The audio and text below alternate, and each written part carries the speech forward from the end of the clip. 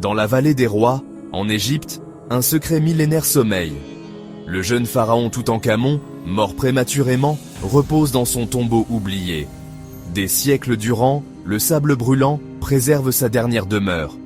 Novembre 1922. Howard Carter, un archéologue britannique tenace, poursuit un rêve. Il est convaincu qu'un trésor se cache sous la roche. Après des années de recherches infructueuses, un signe, une marche taillée dans la pierre, apparaît. L'excitation monte. Carter et Lord Carnarvon, son mécène, ne peuvent de contenir leur impatience. Ils savent que quelque chose d'extraordinaire les attend. Le 26 novembre, la porte du tombeau est enfin ouverte. L'air, lourd et immobile depuis des millénaires, s'échappe du caveau. À l'intérieur, des merveilles. De l'or, des bijoux, des statues magnifiques. Le tombeau est intact. Au cœur de la sépulture, un sarcophage massif. Il renferme la momie de Toutankhamon. Une inscription menaçante est gravée sur la porte. La mort frappera de son aile celui qui osera troubler le repos du pharaon. Peu après l'ouverture du tombeau, des événements troublants se produisent.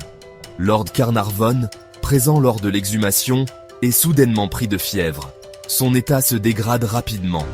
Il meurt quelques jours plus tard, dans d'atroces souffrances. La rumeur d'une malédiction se répand comme une traînée de poudre. On raconte que la piqûre d'un moustique, infecté par une maladie inconnue, serait à l'origine du décès. Mais certains chuchotent que la vengeance du pharaon a frappé. D'autres membres de l'équipe de Carter meurent dans des circonstances étranges. Le secrétaire de Carter, Richard Bethel, décède d'une crise cardiaque inexpliquée. Un radiologue, Archibald Douglas Reed, succombe à une maladie fulgurante après avoir radiographié la momie de Toutankhamon. « J'ai vu des choses terribles », aurait-il murmuré avant de mourir. La presse s'empare de l'affaire. Les journaux publient des articles sensationnels sur la malédiction. La légende de Toutankhamon prend une tournure macabre. Au total, on attribue une vingtaine de morts à la malédiction de Toutankhamon. Coïncidence troublante ou véritable malédiction? Les avis divergent. Certains experts évoquent la présence de champignons mortels dans le tombeau. D'autres parlent de poisons utilisés par les anciens Égyptiens pour protéger leur sépulture. Mais pour beaucoup, l'explication est ailleurs, dans le domaine du surnaturel. La malédiction de Toutankhamon fascine autant qu'elle terrifie. Elle témoigne de notre fascination pour l'Égypte ancienne et ses mystères. Au-delà des morts mystérieuses, la légende de Toutankhamon soulève des questions profondes sur notre rapport à la mort, à l'au-delà et au pouvoir des anciens. Et si, après tout, la malédiction n'était qu'un avertissement? Un rappel que certaines choses sont sacrées et ne doivent pas être dérangées?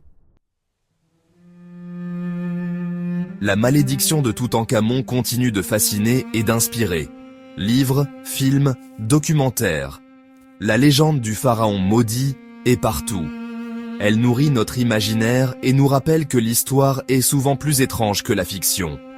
Aujourd'hui encore, le tombeau de Toutankhamon attire des millions de visiteurs chaque année. Ils viennent du monde entier pour admirer les trésors du jeune pharaon.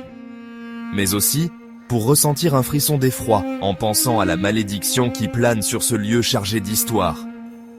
Alors, la malédiction de Toutankhamon est-elle réelle? Ou n'est-elle qu'un mythe savamment entretenu?